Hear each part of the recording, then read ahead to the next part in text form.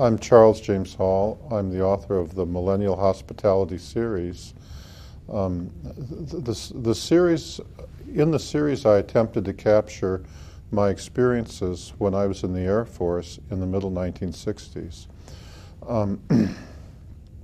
I was born in Wisconsin, and on July 24th, 1964, I entered the U.S. Air Force.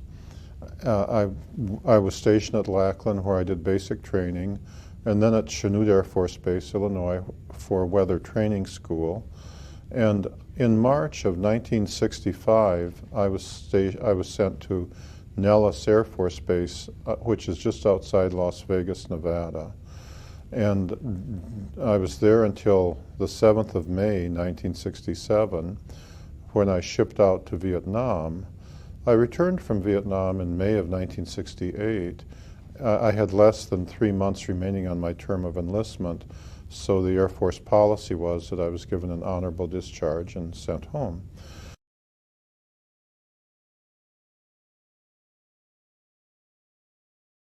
While I was at Nellis Air Force Base from 65 until 67, I spent more than 2 of those years out on the Nellis gunnery ranges as the range weather observer. I discovered that out on those bases, out on the ranges, there is a base that the Air Force maintains for aliens. And the Air Force maintains the outer perimeter. There is an inner perimeter, which the aliens maintain, and then everything inside the inner perimeter is treated like an alien embassy. Looking up the valley to the north, the base is in the mountains at the far end of the valley. It's probably 40 miles or so up there. There's 2 mountains up there. The base itself is in the mountain on the east. The alien living area, the living quarters, are underground in the mountains on the west.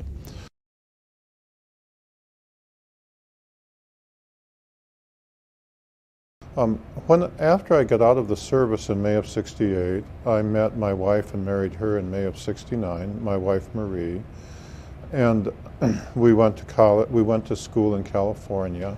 I have a master's degree in nuclear physics, a bachelor's degree in thermal physics, and over the years I also received a master's in business administration from Nova Southeastern University at Fort Lauderdale.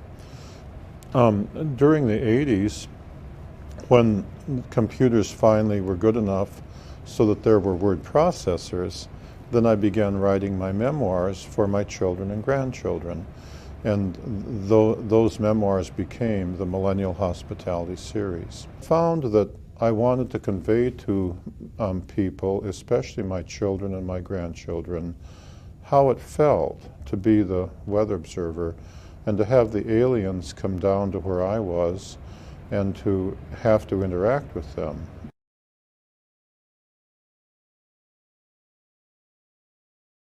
Originally, I was part of the rotation pattern. So originally, I was sent up in May of '65 for 6 weeks. The person who replaced me was compromised, and then I was sent to replace him. And in the course of time, the U.S. generals, the American generals, and the aliens formed a committee and decided that they would pick just one observer, and they picked me, and as a committee decision, and that one observer would just be sent all the time and be the range weather observer, win, lose, or draw, no matter what happened. And so therefore, in late '65 and early '66, after the selection process, I was given top secret orders. The orders were that I could go anywhere I wanted out in dreamland. The alien base is actually in Area 54, and the housing area is called Area 53. And dreamland actually, at least at that time, and I presume the same is true today, was Area 53, Area 54, and parts of the Desert Southwest Game Range. When you're physically at Indian Springs and you're looking up the valley, Dreamland includes the mountains on the eastern side of the valley. My orders allowed me to go anywhere I wanted out in Dreamland, day or night, and but I had to do so alone. If I took anyone else out with me, I wouldn't be in any trouble, but the person who was with me might be shot. They would be in serious trouble. When I received my orders, my commanding officer, a major, ordered me to into Nellis and to work the day shift on Sunday. On Sunday, the Nellis weather station is otherwise deserted, and the base operations part of the building is also deserted. And then he came in at noon to the Nellis Base Commander's office, where the Nellis Base Commander and the number 2 man had also come in to deliver the orders which they had received from the Pentagon. And then the MPs escorted the major with my orders in hand over to the weather station. The MPs stayed outside. The major called me in his office, locked all the doors, and read me my orders. The orders began by saying nothing I did would ever be classified, that I could tell anyone I wanted or not tell anyone if I didn't want. I could never be inspected. No one could ever come out or ask me questions. They could listen if I felt like talking, but that was it. He and my chain of command could not come out to the weather station. If there was an emergency and they needed to talk to me, they could only talk to me in the parking lot of the Chow Hall at Indian Springs. If they did so, as soon as they returned back to Nellis, as soon as they got back to the front gate, they had to report immediately to the neurosurgeon for debriefing. On the other hand, I could go and come anywhere I wanted. When he said I could go anywhere in Dreamland, I thought he meant that I could go to sleep on the job, because I didn't know there was a Dreamland. And I was thinking, what a job, you know? When he finished, I wanted to make sure that that was okay, because, you know, the military, you're not supposed to sleep on duty. And so I said to him, I asked him, I said, will there be a cot or a bunk out at the weather station so that I can, you know, sleep? And he looked a little confused, and he said it was his understanding that Dreamland was a place, but that only I would know where that place was. And I thought, you know, he's just trying to be gentle and say, you sleep away, you know. That was the first I'd ever heard tell of Dreamland. In the course of the 2+ years that I spent out on the ranges, the aliens, who are tall and white and have family groups with women and children, would frequently come down to where I was. As the weather observer, my duties were to go out to the ranges Monday through Friday, every day, to take the morning run. The morning run was at 4:30 a.m. To do so, you had to get up at 3 o'clock and drive out there at night, rain or shine. And then you had to fill, you had to start, there was a generator out, 2 generators out there, 2 diesel generators. You had to start up a generator so that you had some electricity, and it would run the fan on the heater and so on, and the radio and the lights. And then you had to fill up a weather balloon with helium, attach a light, and release it. The children found that very entertaining. It was a pretty balloon with pretty lights. And so the mothers liked to bring the children down to look through my theodolite as I was tracking the balloon. About half the time they came so the kids could play. When I first encountered the aliens, I was terrified, because they're not human, even though they look reasonably human. It probably took me more than 6 months to get over the terror that I felt when they came, even though they had not come to harm me. It's just that being out there at night in the desert and, say, hearing people walking behind your weather shack when you think you're alone, even if they were priests, you'd be afraid, you know. Well, when you discover that they're not human, well, you know, this was the 60s. There was just, you know, it took a long time to get used to it. There was no briefing. The Air Force never said, this is the situation. The aliens never came and said, this is the situation. They never came to teach me anything. They came when they wanted, they left when they wanted. And therefore, it took me a long time to get used to it. Everything I know about the aliens, I had to figure out myself, or occasionally they would answer questions, but not very many, because they came for their purposes, and when they'd finished their purposes, they left. They were really quite friendly, but each one of them was an individual. Interacting with them is sort of like interacting with the people in New York City. There are saints and there are sinners. You know, there are people of all different walks of life and all different viewpoints. And so, you know, I had some that were close friends, or almost like brothers, like tour guide, whose life I was credited with saving, and the teacher who credited me with saving her daughter's life. And on the other hand, there were some, like one of the alien generals, that, golly, I'm still afraid of him, you know? I mean, if you met him, if he said stand there, you stood there, you know? It was no back talk.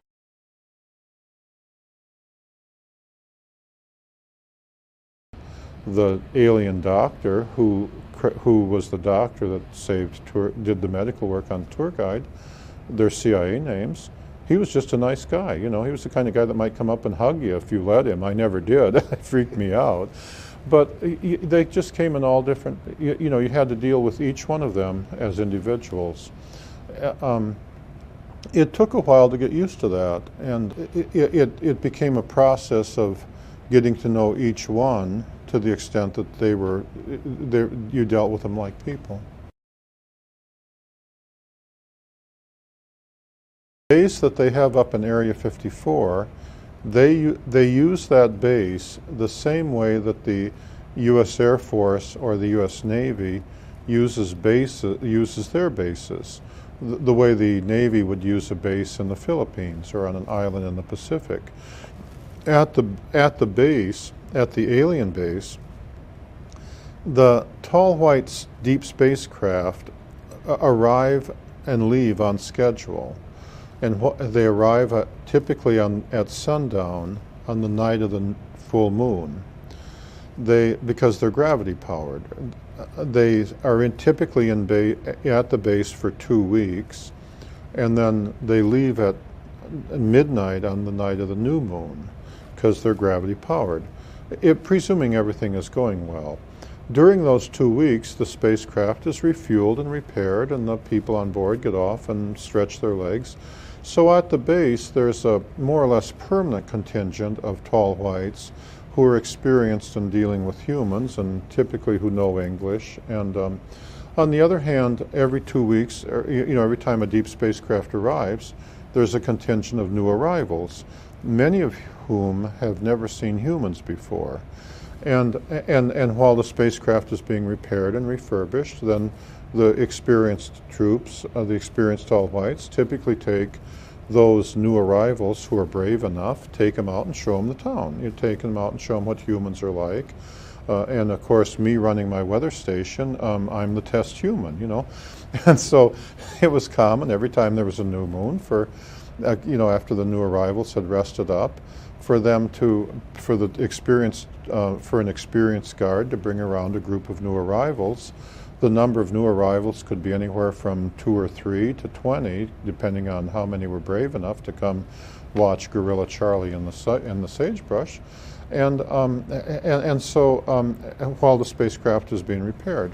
They also had a technology exchange program with the U.S. Air Force, in which those technologies which they were willing to share with the Air Force, they would work on joint projects with the U.S. Air Force. They were only willing to share technology to the extent that it benefited them. For example, when the spacecraft was in port, they might need spare parts. Those spare parts might include radio equipment. Well, it was easier for them if they could just call up the U.S. Air Force and say, could we buy a new radio, you see? So it was and on the other hand, the Air Force and the Army can always use better radios, you see? And so it was common for them, so one area where they were obviously doing technology transfer was in the area of radio communications, so that we could build radios that they could use, and in return we knew how to build better radios. Some technologies, like the secret to how the secret to how they traveled faster than light, they were not willing to share. The idea of us having our own spacecraft traveling faster than the speed of light with nuclear weapons on board heading for their home planet, they didn't see where that was in their interest. And so when I say they were doing technology transfer with the Air Force, that was a negotiation where both sides mutually agreed that it was in their interest to do so. The tall whites live probably 10 times longer than we do. They live almost 700 years.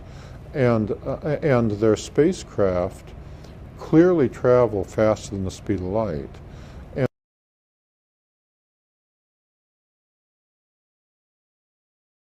They're humanoid. Their skin is as white as a piece of paper.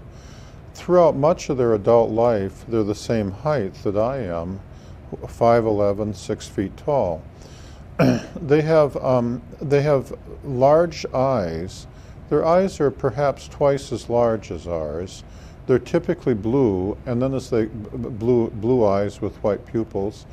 Although when they get older, especially the men, their eyes take on a pink shade. Their eyes stretch further around the sides of their head than human eyes do, and their ears and their noses are only about half the size of human ears and noses, and their ears lay back along the side of their head more than a human does. Their lips are not as prominent as humans, and they don't have teeth. They just have ridges because they're plant eaters. They don't eat meat. They have much less hair than we do. They don't have any hair on their arms, and the men don't have beards. On their head, they have only about half as much hair as humans, and their hair is so thin and transparent that they appear to be platinum blonde. Okay, sometimes when they keep their hair cut short, sometimes they don't appear to have hair because it's so thin. They're much frail. They're built. Their body structure is more frail than ours. The alien whose CIA name was Range 4 Harry, for example, one time I saw him walking in the soft dirt over on the southwest side of the Range 3 lounge, and after he had left, I went over and measured the depths of the footprints he left. And from those, I estimated that he only weighed between 90 and 110 pounds, even though he was the same height as I am. Their bones are only about half as big as ours. Their thumbs are only about half as long, but their fingers are longer in proportion to their hand than ours, and they're way more flexible. But it also means that they're not built for heavy lifting. We're built like gorillas compared to them, you see. They have men, women, and children.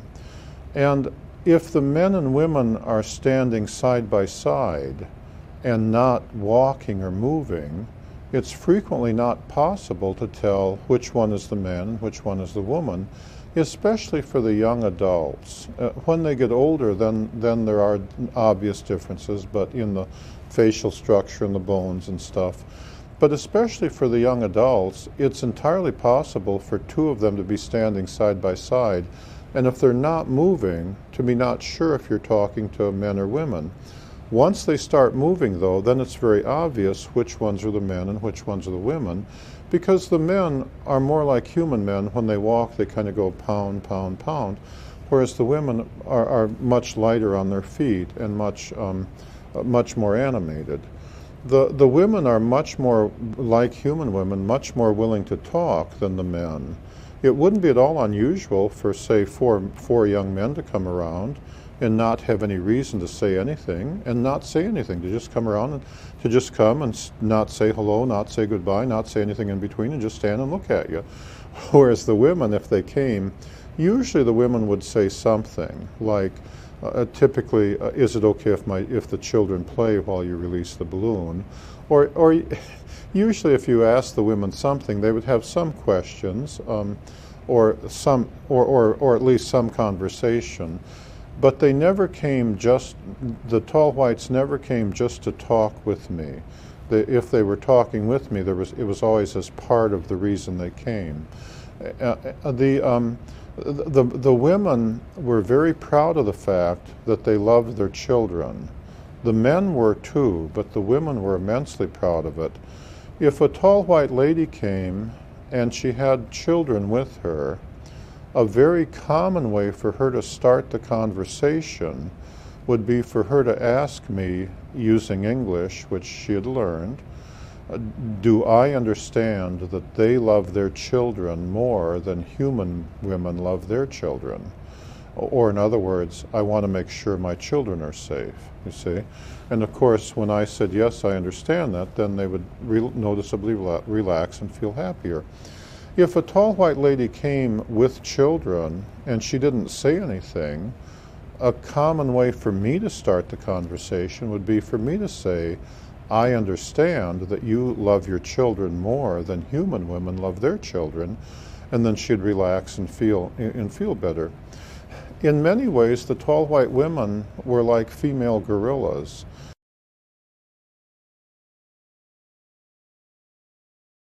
You could consider the children to be untouchable, okay? If you touch the children, the mother might kill you, no matter how pleasant she seemed, no matter how close the child came.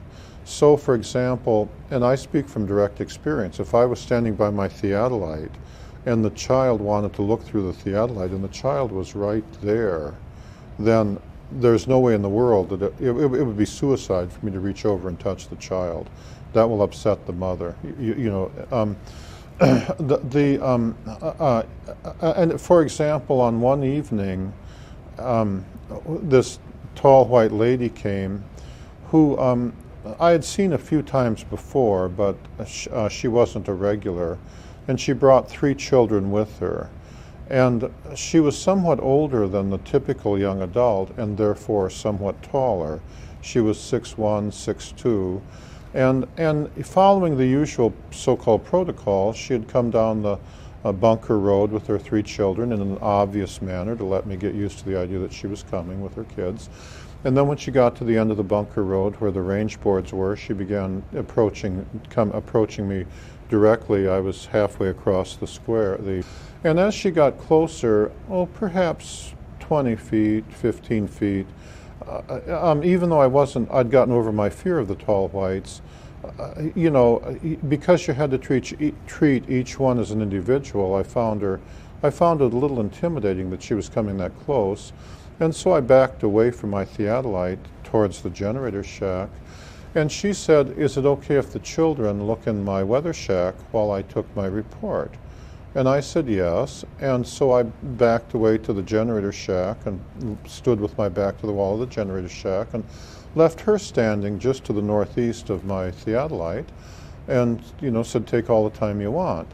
And so then the 3 children went into my weather shack, like kids do, and they didn't touch anything or move anything, but they were just looking around out of curiosity. And at the time, as she stood there, she was looking at her children who were in the shack. Now, I'm not sure they were all her children. Usually, when the tall white lady came with 3 children, the typical contingent, 1 would be hers and 2 would be the children of someone else. Typically, she'd be babysitting 2 kids and bringing 1 of her own. And so she was watching the children. I became concerned because I had a can of Coca-Cola, which was in a metal can, sitting on one of the shelves. Now, the tall whites wore suits when they came at night that put out a zone of fluorescent light and radioactive particles. The suits protected them from things, like if you threw a rock at them, the rock wouldn't hit them, it would get to that zone and fall to the ground. It also allowed them to levitate, especially the children, but they had to balance themselves when they did so. So the children might use the suits to levitate. The adults usually didn't levitate very much, 9 inches or so, but it worked like an elevator, as I'll describe later. And I became concerned that since the children had their suits on, usually the kids turned off the power to their suits when they went in my shack. And I became afraid that they would get next to that can of Coca-Cola and might be in some danger, in which case I might be blamed, you know. It would have been, it would have been suicide for me to go over to my weather shack and speak to the children. You know, the mother might well have killed me if I'd done that. There's no way in the world you could go over there and say, children, don't do this, children, don't do that. You're just taking your life in your hands to try that. You have to talk to the mother, you know, and that's how the tall whites are. And on the other hand, she wasn't looking at me at the time. And so what I did is I took 2 steps forward and stopped and stood there with my hands at my side and my feet, you know, not moving, and waited for her to see me. And of course, when I took 2 steps forward and stopped, then she looked over where I was immediately. And then when I had her attention, I said, I'm worried about the safety of the children. I have a can of Coca-Cola there in that can, and I'm worried that the children might be in some danger if they get too close to it. And the mother said, I'll handle it. And then the mother obviously communicated with the children, and the children were very well behaved, and they stayed away from my can of soda pop. The children never disobeyed their parents that I ever saw, and the parents would do anything for their children. So when they traveled in family groups, they were very tightly knit. When the women came around, they never came around alone. None of the tall whites ever came around alone. They always came around in groups, and the adults were always well armed. But it was common for the women to be very proud of their family relationships. The men were too, but it was just more common for the women to describe it. So it was very common, say, like if a group of them came around, for the lady to say things like, the guard on the tower is my mother's brother's son, and just identify who all their friends were, if they were, who they were related to and who they weren't related to, and far more so than what humans would do. They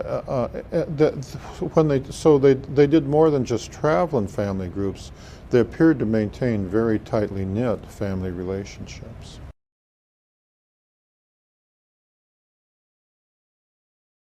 The tall whites live approximately 10 times longer than humans live. And they don't age the way we do. When they get throughout most of their adult life, as I said, they're about our height, 5'10", 5'11", 6 feet. But then when they get equivalent in age to a human who's perhaps 39 or 40 years old, and for them that's perhaps 400 years old, then they start growing again. And instead of aging the way we do, as they grow older, they go through several more growth periods. This is not necessarily good for them because only their bones and muscles grow. Their internal organs don't grow in proportion. Pretty soon they get very tall, 8.5 feet tall, but their organs aren't able to support their body. So as they get taller, they become more fragile. Eventually, after 600 or 700 years, or in there somewhere, there comes a growth phase where they begin growing again and their organs can't support it, in which case they die.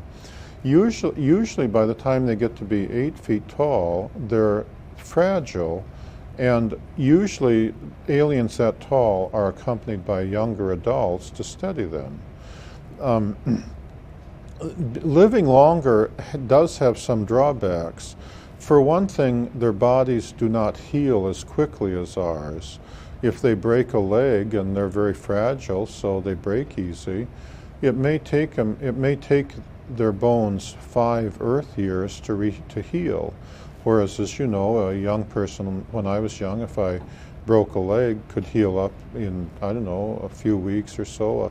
I'm not a medical doctor, but would heal up much faster. Cuts and scratches, for example, when I was young one time, for example, and I was out on the ranges, one day I scratched myself in a very ordinary fashion in the morning, By the afternoon, it had already healed up nicely, and by the next day, I'd almost forgotten about it. The next day, a group of tall whites came around with the experienced tall white and some young arrivals, and they were very impressed that my body had already healed. For them, that would have taken several weeks to have healed up like that. Also, although they're considered to be more intelligent than we are because their nervous system runs 2 or 3 times faster than ours does, it does have some drawbacks. They tend to, when they're doing something, they tend to focus in on it more carefully than a human would. And they're therefore very easy to surprise when they're engaged in something. One time when a group of tall whites came around with the usual experienced guard and a group of new arrivals, it was the morning run, and I was young. I was doing what we all do. I was drinking soda pop, I was eating peanuts, I was talking, I was playing to the music. I was doing my balloon. I'd released a balloon and I was tracking my balloon at the theodolite, and I was singing some songs and dancing around too to some Mick Jagger songs, all kind of at the same time while writing down my numbers. And one of the new arrivals asked the experienced guard, "Are all humans able to do that?" Because I was multitasking. The tall whites wouldn't have done it that way. They would have just eaten and concentrated on eating, or they would have just taken the readings and concentrated on the readings, or sang their song and concentrated on singing their song. And so they appreciated, as I did, one of the first agreements that I negotiated with them. We agreed that they wouldn't come up behind me and scare me. They could do so very easily. And I wouldn't come up behind them and scare them. You see, if I saw one of them out in the desert and it didn't appear that he had seen me, that I wouldn't approach him. I would just stay where I was and make a sound or sing one of my songs, such as the song by Ricky Nelson, "It's Up to You, 'Cause I've Done Everything," and until I was sure they had seen me. And then I wouldn't approach him. I would just stay where I was, and if they chose to come closer to me, they could approach me as close as they felt until they didn't feel comfortable. An experienced troop might come right up to you 10, 15 feet. A new arrival might stay back out there a quarter mile, because it varied depending on which one you were talking to. On the other hand, if they chose to move away or to run away, I wouldn't pursue. Okay, I would stay where I was, and they could leave. And they could come whenever they wanted and leave whenever they wanted.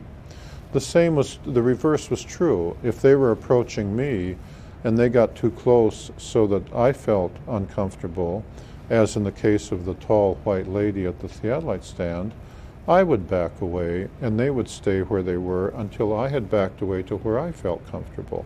So that before we began talking, we would first come to a distance where we both felt comfortable, you see. I've always felt that was, and then if I got too uncomfortable, if I felt like going away, they wouldn't pursue. And I felt that was very important in being able to deal with the tall whites, because it allowed both me and the tall white individual, whichever one I was dealing with, to come to a common distance where we were willing to talk to each other. For some, like the teacher or Range 4 Harry, that might be as little as 10 feet. For others, like that tall white general, well, I didn't want him closer than a quarter mile, yeah, and that was a real important, that was one important agreement that we agreed on. And if I were to see one today out in the desert or out in Indian Springs Valley or out in the town of Indian Springs or whatever, I would still be living by that agreement.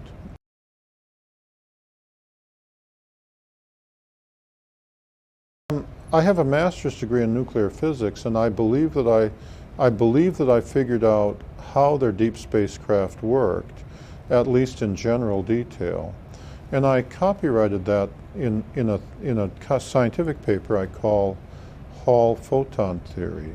It's included in the appendix of Book 3, Millennial Hospitality 3, The Road Home. I believe their scout craft and their deep spacecraft had a double hull construction. And for example, in the case of the scout craft, in between those two hulls, they had what appeared to be 1,000 miles of fiber optic windings. They built the scout craft using materials supplied them by the U.S. Air Force.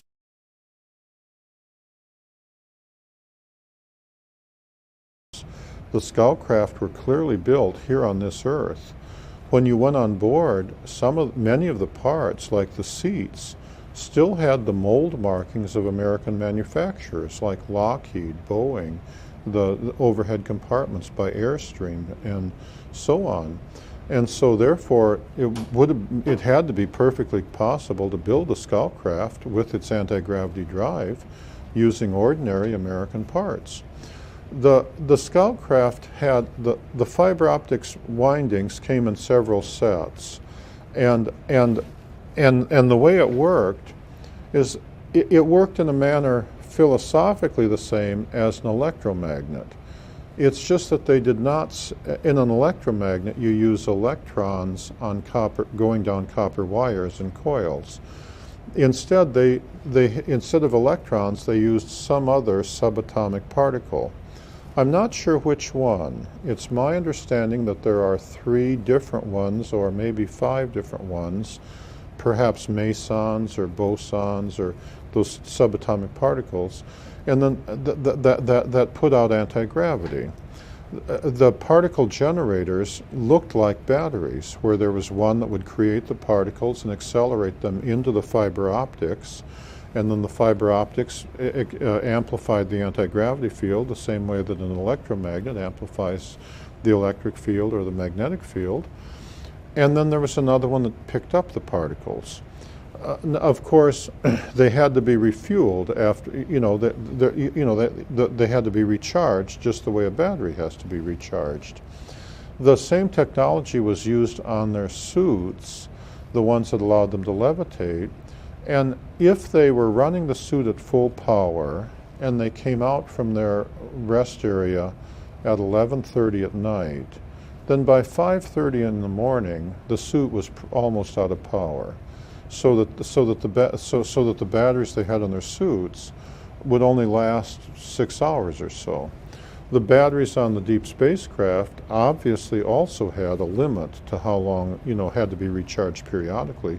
Although I'm not sure how long that limit was, but it perhaps depended on the craft.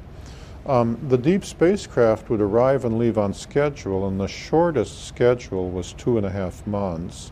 The longest schedule that I saw was 5 years.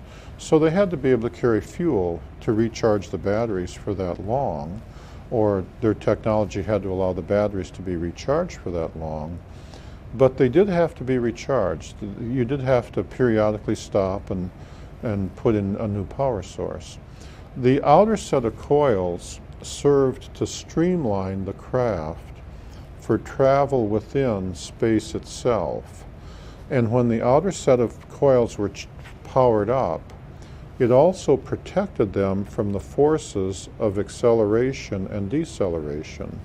As I described in Book 2, it was common to see the scout craft, if it were sitting out in the desert some distance, and perhaps, say, 3 miles, when it was sitting there unpowered, it would just look like a white ellipsoid with windows and the way you'd expect. When they powered up the outer set of coils, it would take on a fuzzy appearance. The outer field obviously protected them from radiation in space as well. Then when they lifted up off the desert, if they had the outer coils energized, they were capable of tremendous performance. It was common to see the scout craft accelerate from 0 to 8,000 miles an hour, travel just a short distance, like 7 miles or 10 miles, stop and set down again, and then turn off the coils. The people on board didn't belt themselves in, they just sat in chairs the way we do, because they didn't feel the force of acceleration. If they did not have the coils powered up, however, if they were bringing the scout craft in real close, like if they were going to park it beside the Range 3 lounge, they would turn off the outer set of coils while they were still some distance away, because the field coming off that outer set of coils extended a great distance from the craft. Of course, before they turned off the coils, they would first slow to maybe 3 or 5 miles an hour, and then once they turned off the coils, then they drove it like a baby buggy, okay? Then they just came in real slow and landed like at 2 or 3 miles an hour. And when they took off, if they hadn't charged up the coils, then they would be traveling just 2 or 3 miles an hour. They'd be traveling like a baby buggy. And they wouldn't, but it wasn't until they'd powered up that other set of coils that they would start doing high-speed performance. Powering up the coils took a little while, just like turning on an electromagnet. It was common for it to take as long as 10 seconds for the coils to power up. Because the particles that are running through the fiber optics are subatomic particles that do decay, the coils would heat up if you ran at full power for too long. And the tall whites were always very conscious of the temperature of the coils.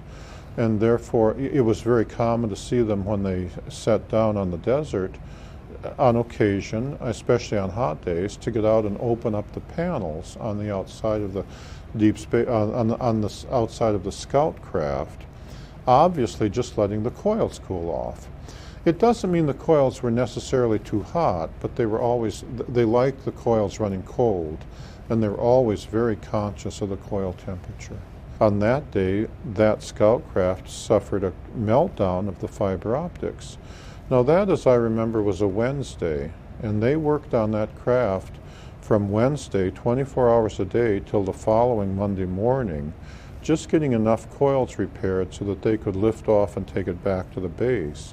And in order to take it back to the base, they had to bring out 2 extra scout craft.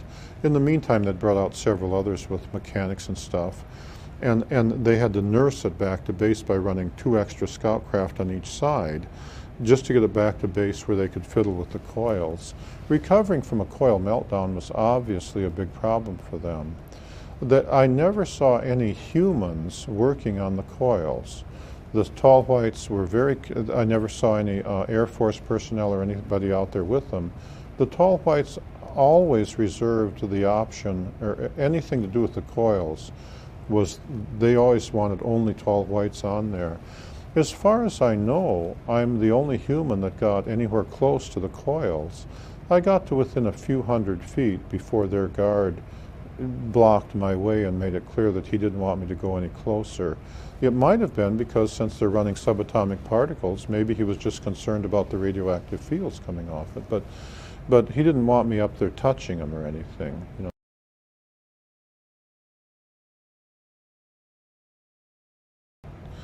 I've been on board the scout craft, but not on board the deep spacecraft.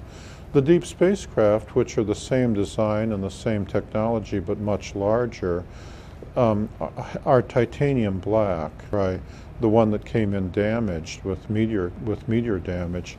I got closer to that one than any of the other deep spacecraft. That one I got within a few hundred feet of, as it came by me in the snowstorm. And so I did see a great deal about the deep spacecraft, but the only creatures I ever saw in the deep spacecraft were the tall whites themselves. On the scout craft, however, it was common to see American U.S. Air Force generals on the scout craft along with their tall white counterparts. That was very common, and I myself was on the scout craft. However, they never came to just take me for a joyride. You know, they never came to say, oh, let me show you the sun and the moon and the stars. I don't know, maybe they would have if I'd asked them, but they knew that we had rank and that I was an enlisted man, the lowest of the low. You know, if there's a latrine to be cleaned, I'll be the one doing the work. And they were well aware that generals who show up with 4 stars were given the orders, and I was pretty much taking them, you know. So it's not like they, you know, and it's not like they ever came purely to entertain me with their scout craft. On that occasion, when I was on board their scout craft, remember they had several new arrivals who were part of the technology transfer, and their motivation for taking me on the board the scout craft on that particular day appeared to be that the new arrivals who were afraid of me had to practice coming up to Charlie and saying, "Hello, Charlie," and then and then once having gotten to within 10 feet of the gorilla, then they would back away and stay out there like 20 feet. They'd so bravely faced me down in the sagebrush, I guess. But I guess what they were thinking of, I believe what they were thinking of on that day is that they were going to suggest to the American generals additional technology exchange projects. And I think they were using me as the test guinea pig to take me on board the scout craft and show me their living quarter, show me what was on board the scout craft, and then they could test my reaction to what I thought was good and what I thought was, what I was impressed with and what I wasn't with. And then I think they were saying, therefore, then when they went and talked to the American generals, they could say, "We'll make this better for you and that not so good for you." Or, "We'll make this better for you, we can help you here."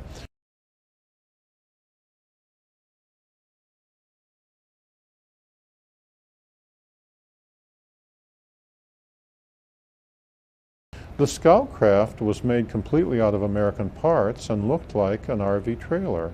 When you went on board, it was ellipsoidal, and the scout craft was white with windows on both sides.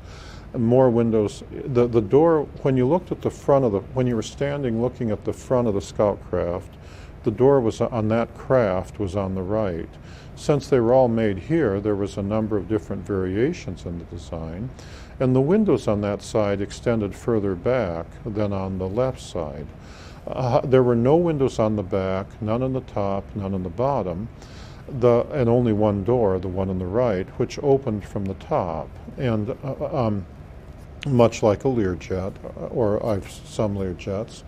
When you went on board, there was a bulkhead about a third of the way back.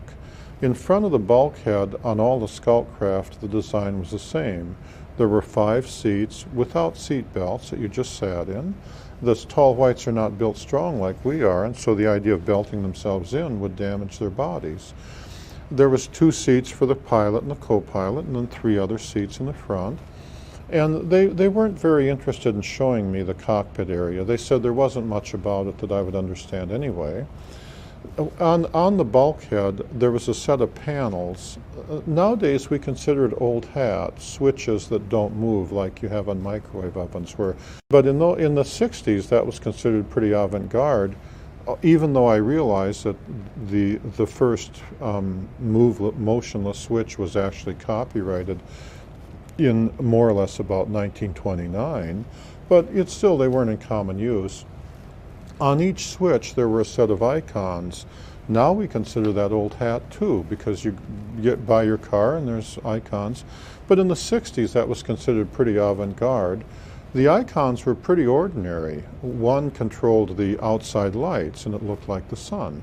One controlled the inside lights. And so in terms of the icons, there wasn't, or the hieroglyphs on the switches, they weren't very different than, say, hieroglyphs on the Egyptian pyramids or the icons that you see on a modern-day automobile.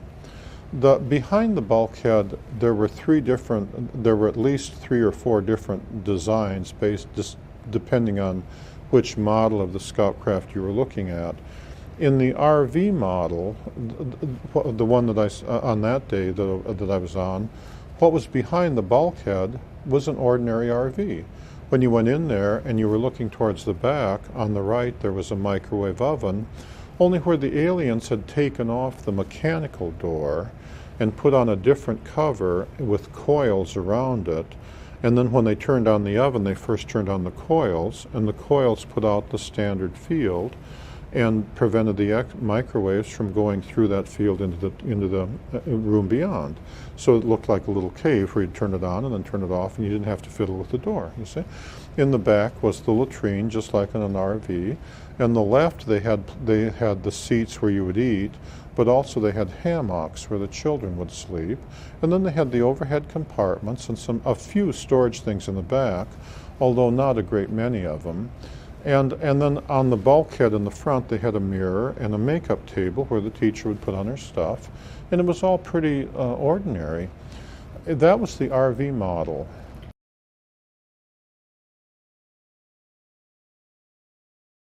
My website is millennialhospitality.net, where I have additional information relating to my books and the Millennial Hospitality series. The number of tall white aliens at the base varied somewhat depending on how many deep spacecraft were in port. However, as I describe in Book 3 in the chapter entitled The End of Innocence, on one night I saw between 200 and 300 different tall white individuals. There were so many I couldn't count them. Lined up along the mountains to the east of, up along where the ammunition bunker was. On the night that the tall white lady known as Pamela was supposed to finish her final exam to be head of the technology transfer team to go into Livermore. On that night, as I described in my book, she panicked and failed, but in amongst those 200 or 300 tall whites, and that's just an estimate because I couldn't, it was a crowd of people and I couldn't count them all. There were also American Air Force personnel, nobody below the rank of colonel. There was like a 4-star general, a 3-star general. There were several of them. There were also several American government people in civilian clothing over there. The tall white individuals that they were talking to appeared to come from all walks of life. Some of the tall whites were clearly the tall white equivalent of generals. Others were clearly the equivalent of tall white civilian government people. But there were an awful lot of tall whites who weren't obviously part of the military, but were just women and children. At one point, for example, the tall white lady whose CIA name was the teacher was standing out in front of the line with a group of children around her and was pointing out the position of the balloon that I had released and where it was in the sky for them to all watch the balloon floating. And so the tall whites had a social structure, a division of labor, very similar to our own. And so some were military people, some were medical people, and they had personalities accordingly. On that night, there were, I counted between 35 and 50, perhaps as many as 75 scout craft that had parked in the part of the desert that I had dubbed the parking area. There were so many I lost count of the number of, I couldn't count them all, but I estimated that somewhere between 35 and 50 was a reasonable count, but there may have been 75. So the number of tall white individuals and scout craft, was at least that large. I have no idea if that was everybody on the base that had come down or if what percentage that was, but the number of people that you could see, the number of individuals that you could come across was at least in that numeric range.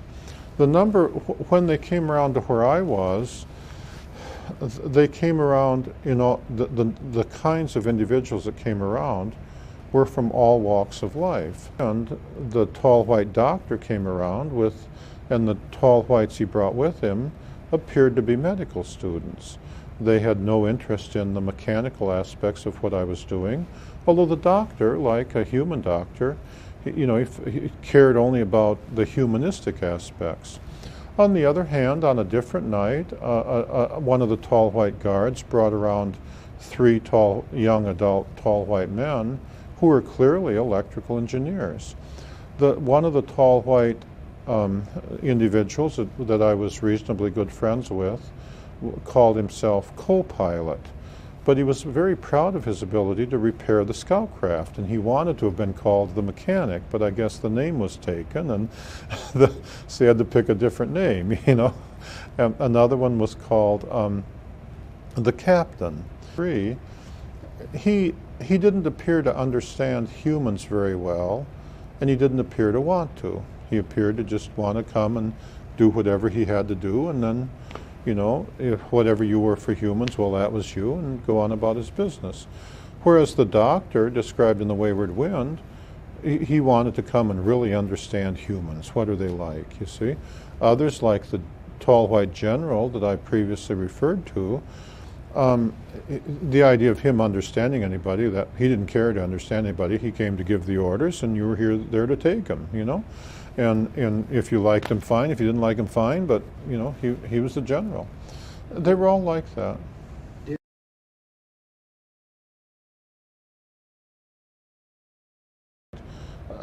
The teacher was there and with the guards, and the children were playing on the steps of the control tower. And I walked over close to her, 10 feet or so, and on that night she was willing to answer a few questions. And I asked what she thought of humans and the planet Earth.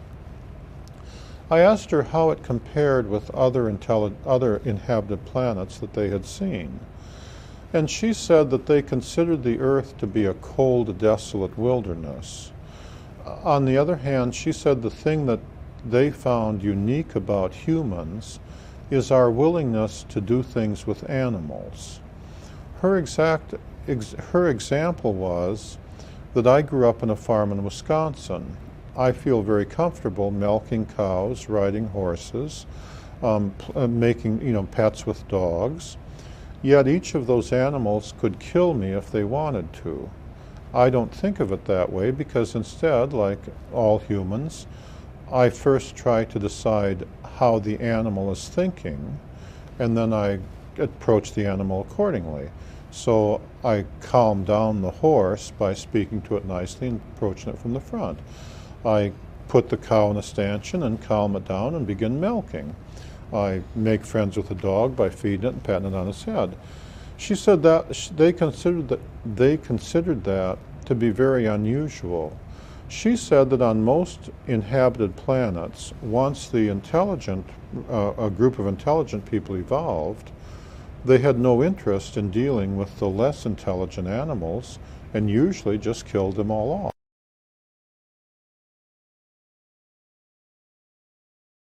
off. You know, they had no intent. That she pointed out that I felt comfortable with pets of cows, making pets of dogs, making pets of, she referred to the time a few days earlier that I'd been down playing with some of the dogs that really weren't my dogs, but from people that lived in the housing area, feeding them and teaching them to roll over and sit up. She said usually the intelligent people just, don't care what the dog thinks, just shoots them, and they found humans to be very unusual in that regard. And the way she described it is because we were willing, even though we were intelligent, we were willing to try to think like less intelligent animals.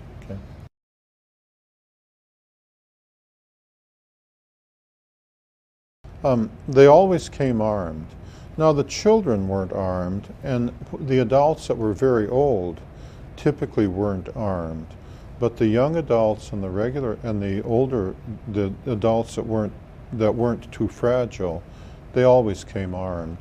Their weapons typically appeared to be look like white pencils with a certain squarish cross section. The young adults typically carried weapons that were perhaps 6 inches long. The older adults typically carried weapons that were longer, presumably with greater power. The weapon worked like a microwave laser.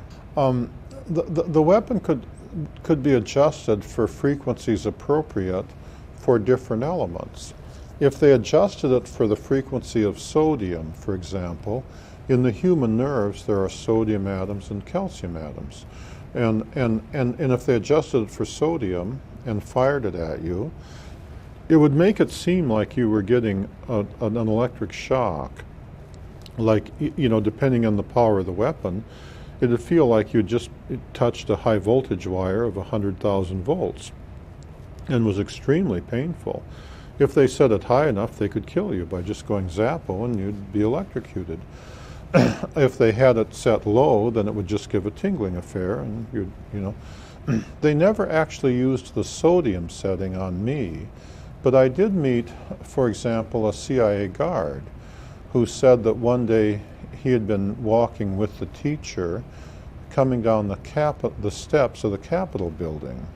And because their bone structure is slightly different than ours, he wasn't familiar with the way they look when they're walking down steps.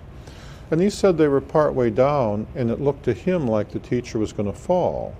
And so without thinking, he reached out and grabbed her by the elbow to steady her. And he said she almost killed him. She jerked the weapon, set it to the sodium setting, and had him down on his knees saying, "You think we're fools? You think we're idiots? You think I'd come here if I couldn't take care of myself?" And she said, you know, it was all he could do to breathe when she used that weapon on him, and he was absolutely terrified of her. You know, she put him through 5 or 10 minutes of, you know, who's giving the orders and who's taking them, you know, and it was nothing but yes ma'am, no ma'am, and and they never did that to me. Although in addition to the guard, I met a number of guys they had done that to. Another set, if they moved it to the calcium setting, then it was like putting you to sleep or calming you down. So like if you were standing there and they did it to you, you might not be able to move your feet, but you wouldn't actually feel terrified. They didn't use the calcium setting very often.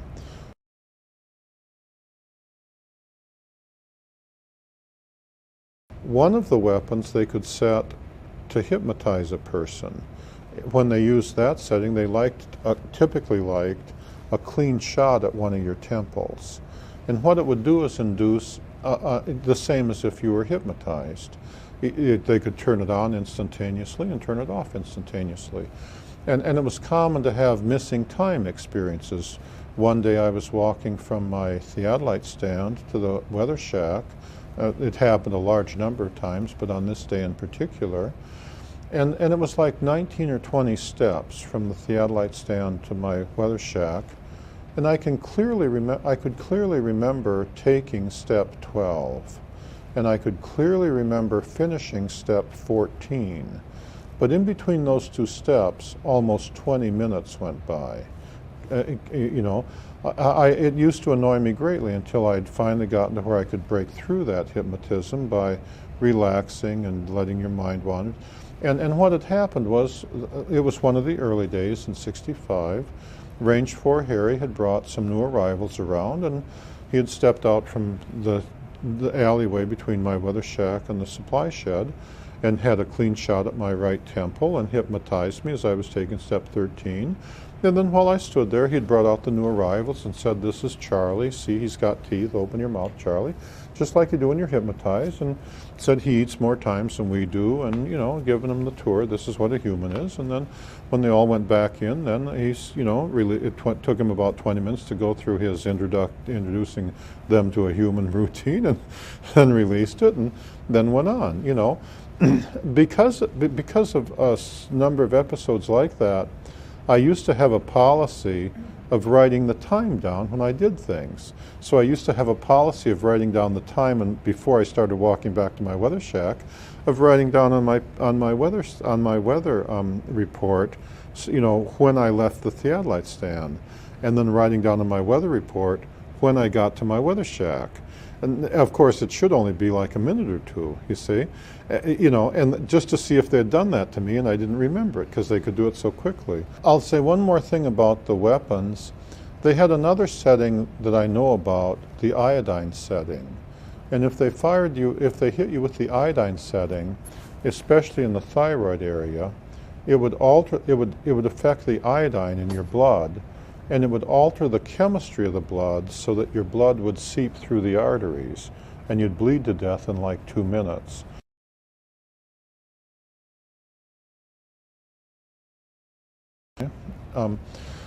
Now, nothing I did was ever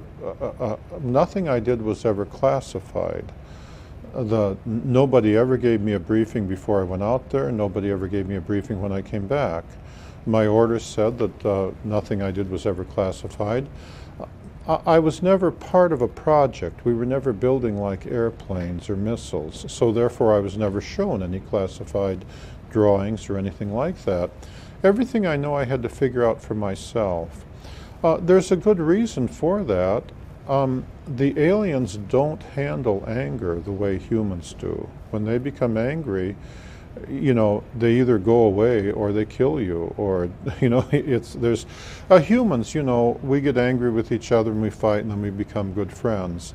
The aliens, at least where humans are concerned, or at least my experience is, aren't like that. They're either pleasant or you're in trouble. If I didn't bring anything off the ranges, I didn't bring any photographs, any documents, any material. I came off only with my memories. There was nothing to debrief me on. The alien mothers, remember, are very proud of their ability to raise their children.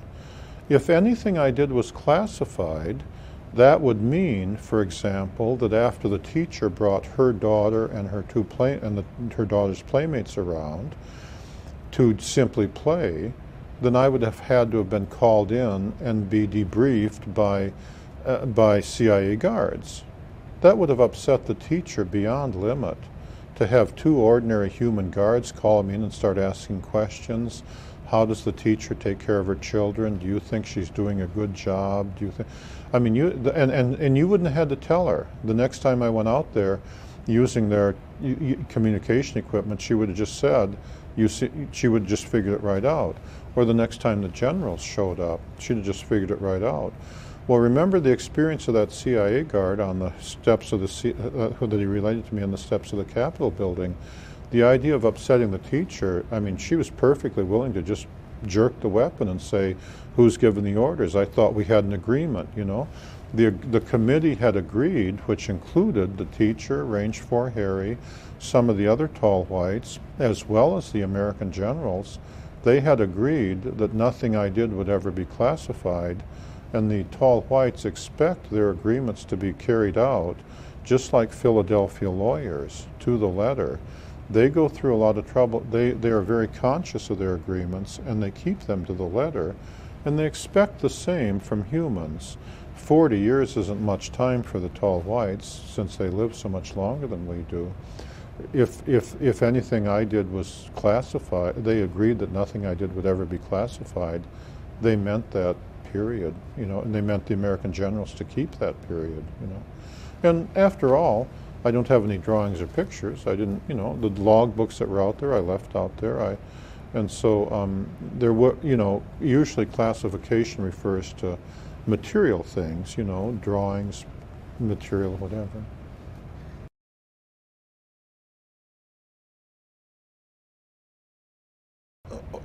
When I was out there, I never observed the aliens to do anything magical. They were very good at building craft that traveled faster than the speed of light. They did not travel in time. I never observed them traveling to another dimension. I never saw, I mean, they're not angels, they're just creatures like us.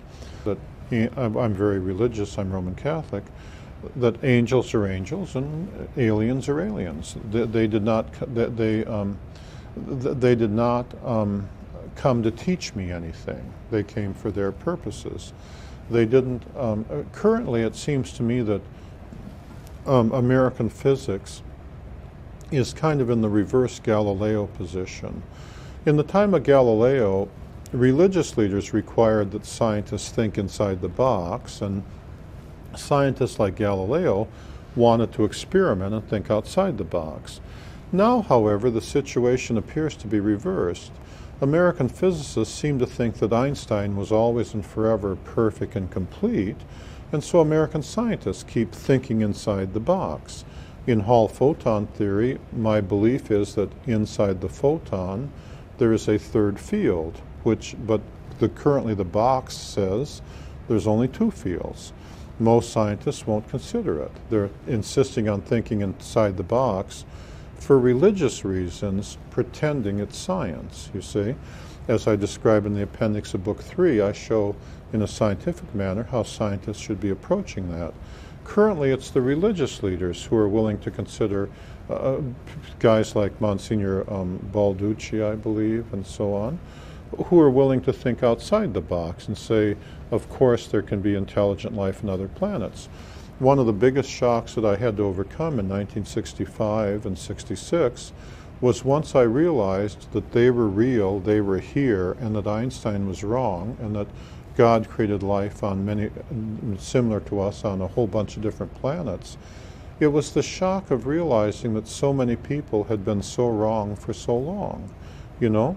I mean, once you saw their craft come in, defeated, floating on the gravity field in perfect silence and landing, it was the shock of saying, how could so many American scientists not have discovered that, or not even be trying to discover it, not even be thinking about that. And likewise, from a religious point of view, it seems the teacher herself, one time on a different night when I went over there and I was talking to her, and she was willing to answer a few questions. She was teasing me because they have a dry sense of humor, and they liked to outthink me, and they could do so very quickly or very easily. And she said, and I was saying, she was making a long story short. She was pointing up to the stars in the sky, and she said, "You can see all the stars in the sky. Surely you didn't think you were alone." And at the time, I had, you know. And then they were all laughing, you know. Surely you didn't think that whatever life was on the Earth wouldn't be repeated on the other stars, you know. And I had, and then they were all laughing. Boy, is he silly, you know.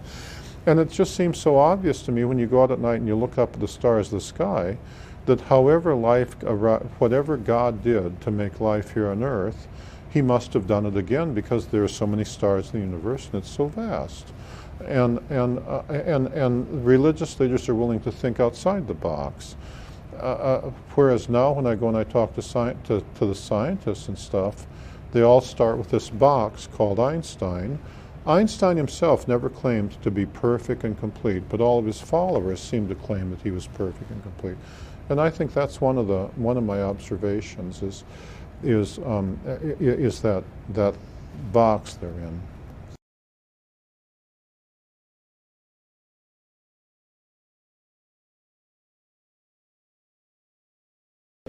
Well, remember when the teacher said that on other planets the intelligent beings typically killed off the animals, she was referring to other planets she had seen with intelligent life on them. But she didn't elaborate, and the reason is because when they came for their purposes. They didn't come to say, "Let me tell Charlie everything there is to know about the universe." They didn't care.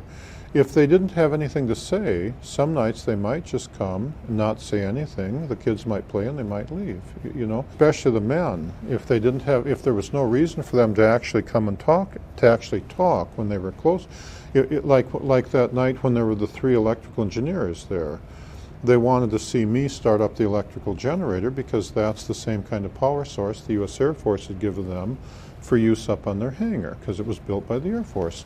And they wanted to see how I used it as part of their training program, see?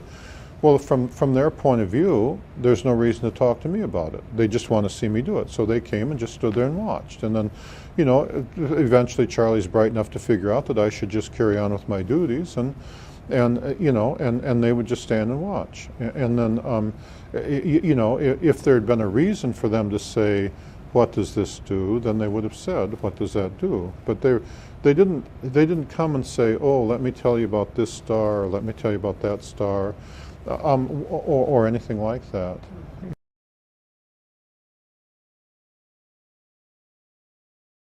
One of the things I had to do is put aside the baggage of Hollywood. We all know how Hollywood thinks things are supposed to go. According to Hollywood, when aliens come, there's supposed to be lights in the sky, and they're supposed to be pretty colored and move fast and have clever formations, and then they're supposed to land over there, and somebody's supposed to come out and do weird things. I really wasn't ready in the 60s for the idea that I would just walk around the corner of one of my weather shack, and there would be a man standing there the day I did at Range 1, and he wasn't human, and he was just standing there looking at me, and what he was doing is guarding the play area where the teacher and the children were playing. And you hadn't seen the craft, you hadn't seen the scout craft, you hadn't seen him come, you hadn't seen him leave. There was no reason for him to say anything, because there's no reason for you to know what he's doing there. He's just guarding the entrance to where the kids and the teacher are playing on that day. And if you feel like standing there and looking at him, well, that's fine with him. If you feel like running away, that's fine with him, because he's not human. He sees it differently. And it took me you know, he's not human, he sees it differently. And it took me a while, it took me a very long time, several weeks, to get used to the idea that they are the way they are that way because they like themselves being that way, and that's different than the way Hollywood would have us think they were. And of course, one of the biggest shocks is they were so similar to us in so many ways. They love their children, they have a dry sense of humor, they love to tell jokes and laugh, and they get bored out of their gourd up in the base.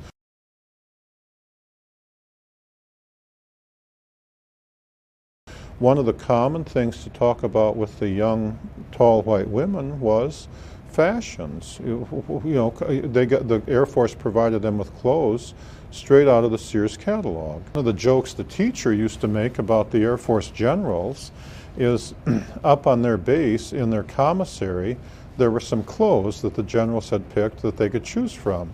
And of course, the teacher used to say, well, all the American generals are all old men, so naturally they have no fashion sense, right? You know? And she used to laugh about the fashions that the generals thought they should wear, you see.